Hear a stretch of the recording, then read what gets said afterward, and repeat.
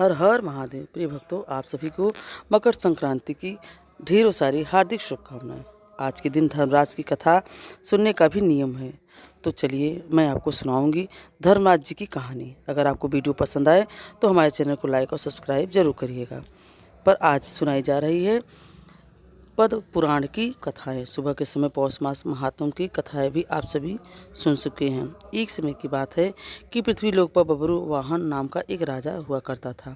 उसका राज बहुत ही सुखद था, समृद्ध था और राजा भी बहुत दयालु थे और अपनी प्रजा का बहुत अच्छे से पालन किया करते थे। इसी राज्य में एक ब्राह्मण हरिदास भी रहा करता था।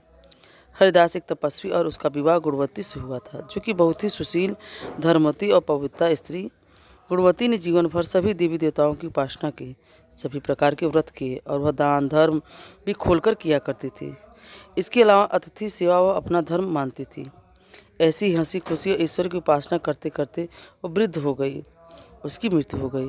यमराज जी के दूत उसे अपने साथ राजपुर ले गए। यमलोक में सुंदर सिंहासन पर धर्मराज जी विराजमान थे और उनके पास ही चित्रगुप्त भी बैठे हुए थे। चित्रगुप्त जी के पास सभी प्राणियों के पाप पुण्य का लेखा जोखा होता है, जिसके आधार पर ही वे यह निश्चित करते हैं किस व्यक्ति को नरक भेजा जाएगा और किस व्यक्ति को स्वर्गलोक में भेजा जाएगा।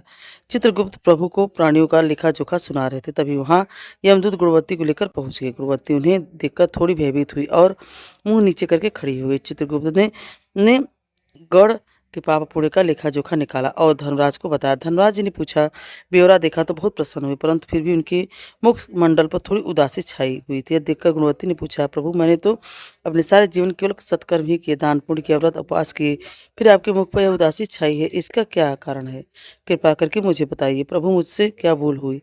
तब धर्मराज जी ने उत्तर दिया कि हे देवी, तुमने सभी देवी देवताओं को व्रत किए, उपासना की, परंतु कभी तुमने मेरे नाम से कुछ पूजा या पाठ है या कोई भी दान धर्म नहीं किया है।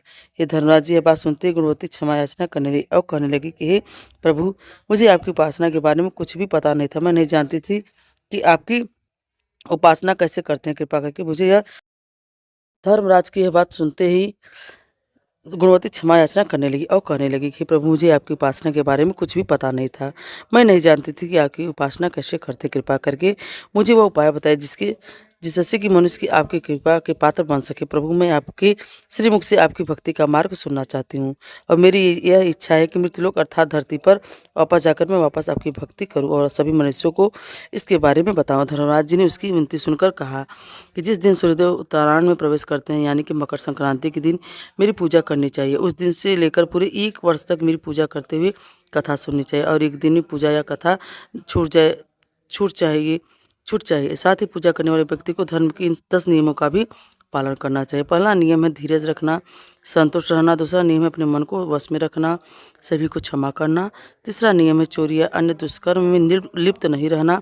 चौथा नियम है मानसिक और शारीरिक शुद्धि, यानी पर पुरुष या स्त्री से बचकर रहना। पांचवा नियम है इंद्रियों को वश में रखना। छठवां नियम है बुरे विचारों को अपने मन में ना लाना, यानी कि बुद्धि को पवित्र बनाए रखना।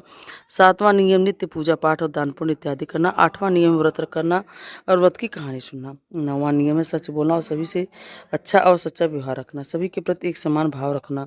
10वां नियम है क्रोध न करना। देवी धर्म के इन सभी लक्षणों का पालन करते हुए पूरी 1 वर्ष तक मेरी कथा नियम से सुने और दान पुण्य और परोपकार करें और अगली मकर संक्रांति पर इस व्रत का उद्यापन करें। अपने सामर्थ्य से मेरी एक मूर्ति बनाकर विधि विधान से प्राण प्रतिष्ठा करवाकर हवन पूजन करें और साथ ही चित्रगुप्त जी की भी पूजा करें और अपने काले तिल से लड्डू का भोग लगाकर ब्राह्मण का भोज कराएं और बांस की टोकरी में 5 सेर अनाज का दान करें। इसके अलावा गरीब या जरूरतमंद व्यक्ति को गद्दा, तकिया, कंबल, लोटा या वस्त्र आदि का दान करें। हो सके तो गौ दान करें। धर्मराज जी ने व्रत की पूरी कथा पूरी विधान सुनकर गुणवती ने फिर धर्मराज जी से प्रार्थना की और कहा कि हे प्रभु, आप एक बार फिर से मुझे धरती लोक पर वापस भेजने की कृपा कीजिए ताकि मैं धरती लोक पर इस व्रत का प्रचार कर सकूं। तब धर्मराज जी ने अपनी सहमति दी। अतिलोक पर गुणवती पुनः जीवित हो गई। यह देखकर उसके परिजन बहुत प्रसन्न हुए। तब गुणवती ने धर्मराज जी से हुए वार्तालाप के बारे में अपने पति देव को बताया और कहा कि यह सब व्रत अवश्य करें और धर्म के नियमों का पालन भी करेंगे। मकर संक्रांति के आते ही गुणवती और उसके पति ने व्रत शुरू कर दिया और वह पूरे 1 वर्ष के बाद इसका उद्यापन किया। इस व्रत के प्रभाव से उन पर धर्मराज जी की कृपा हुई और उन्हें मोक्ष की प्राप्ति हुई। यह थी धर्मराज की कथा। कथा सुनने के बाद सभी को प्रेम से बोलना चाहिए, धर्मराज की जय, चित्रगुप्त महाराज की जय। कथा समाप्त। अगर आप आज के इस दिन दिन सुनी जाने वाली सभी पौराणिक कथाएं सुनना चाहते हैं तो हमारे चैनल पर जरूर ये कथाएं सुनें। तो भक्तों, आपको यह जानकारी कैसी लगी? अगर अच्छी लगी हो तो कमेंट में हमें ज़रूर बताएं। अगर आप हमारे चैनल पर नए हैं तो हमें लाइक और सब्सक्राइब जरूर करें। राधे राधे।